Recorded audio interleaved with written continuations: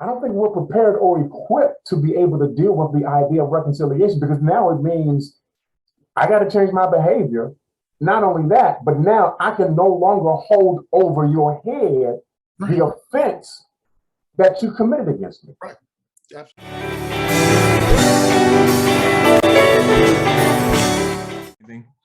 That's that. I think you said it all right there, man. No, right? I think that's the reality of it all, man. It's a reality. That forgiveness is for the person who's doing the forgiving, so that you are releasing that person from that debt. You're not holding it over them. You're not holding them in prison within yourself, because that's what unforgiveness is you're holding them in prison within yourself. Mm-hmm. But the whole idea of reconciliation, and that's an interesting thing, Pastor John, because I don't think we really talk about it in those terms. We automatically make the assumption that forgiveness and reconciliation are synonymous and the same, mm-hmm. when in fact they are separate things that must happen. Mm-hmm. You know, and a lot of times, a lot of us are not. I don't think we're prepared or equipped to be able to deal with the idea of reconciliation, because now it means I got to change my behavior. Not only that, but now I can no longer hold over your head the offense that you committed against me. Right. Absolutely. I got to let that go now. Man, absolutely. Be reconciled with you. And that goes, you know, and that whole thing, that's really one of the biggest hindrances, obviously, in reconciliation as it relates to a marital, you know, a rift in the marriage due to infidelity or breach of trust in some other way. Mm-hmm. That the betrayed spouse will not release the debt. Right. Will not release the debt. They're looking to be made, they want their pound of flesh. Mm-hmm. Yeah. They want their pound of flesh. Yeah. And they're going to attempt to exact that pound of flesh in any way that they can possibly do so, because they're hurt. Right. They're wounded, and they want you to hurt too. Because the thought process becomes this: here I am hurting, and he or she is getting off scot-free. Right. And they're going to make it their business to make sure that you don't. However, what they're doing in the process of that is making themselves a prison warden. Yeah. Right. Absolutely. And as you said, that's why I asked the question, should they both get counseling? Because it's important that the person who's been betrayed understands that they have been broken, and there needs to be a process of making them whole again. Mm-hmm. And if they just lean on the behavior change of the person who created the infidelity or who committed the infidelity, then essentially they may get their hopes up again and still not necessarily heal, because now you've betrayed me again. I never healed from the first situation. And now, so I'm left fragile. And like you said, becoming a prison warden in some cases to the extreme.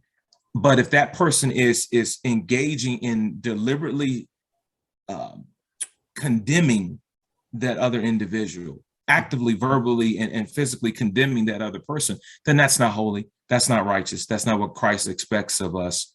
And so that creates that imprisonment of themselves, because now they're doing this evil act, this wicked act, in order to maintain what they're calling a marriage. And they're broken from the inside, and they never took the process steps for themselves to get healed. Right. And I think a lot of times we downplay children's impact in this situations too. So I think they should get counseling as well. I'm sure you would agree. I agree wholeheartedly. You know, what happens, especially if the children find out about it, mm-hmm. They automatically pick sides. Right.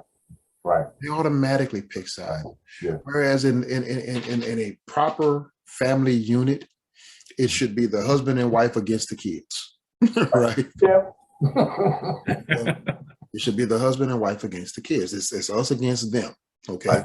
We gotta outlast them. Right. When they leave, we need to still love each other. Exactly. You know, and that's fine, because they're going to do everything they're going to do everything they can to try to get in between the two of you. They're going to play one against the other. Mm-hmm. Mama said I could, daddy said I couldn't, and all of this kind of stuff. Right. Mm-hmm. So it's me and you against them. Well, when the husband or the wife decides that they're going to step outside of the family, now the kids have to pick a side. Mm-hmm. if they find out about it, they have to pick a side. Well, daddy hurt mama, so I'm on mama's side. Right. Mama hurt daddy. Well, you shouldn't hurt nobody. Well, why you hurt my daddy? Right. I'm on daddy's side. And I've heard of stories, man, where teenagers found out, where teenagers were the one to tell the betrayed parent, right, yeah, that mama or daddy is cheating on you. You know, and it's done terrible things to those families. Yeah. That's important. So when you say found out, and I'm just going to indict this statement just briefly, do you think it's important that once this happens, that the children are set down and it's discussed? In an age appropriate way. I was going to say that. Okay. Yeah, in an age appropriate way, I guess. Yeah, I would say that. Yeah, I would say so. Yeah, and I would say I would just stick with that in an age appropriate way. Yeah. Right. Okay. Yeah, because to that point, pain brings out a lot of things, right? Out of the abundance of the heart, the mouth speaks, right? Mm-hmm. And so when it's divulged in that way, it creates a bias that is not necessarily fair, warranted, right? But not necessarily fair. Sure. I mean, but that's just the nature of honesty. Mm-hmm. Right? Remember, a part of the process of parenthood is trying to teach your children how to cope with life. Right. And so that's a part of it. But that's why I say you have to do it in an age appropriate way. You don't have to do anything, but if you're going to do it in an age appropriate way. Right. You're not going to be telling your 5-year-old that daddy or mama cheated on the other one and got a new boyfriend or girlfriend, and now they breaking up the family. Right.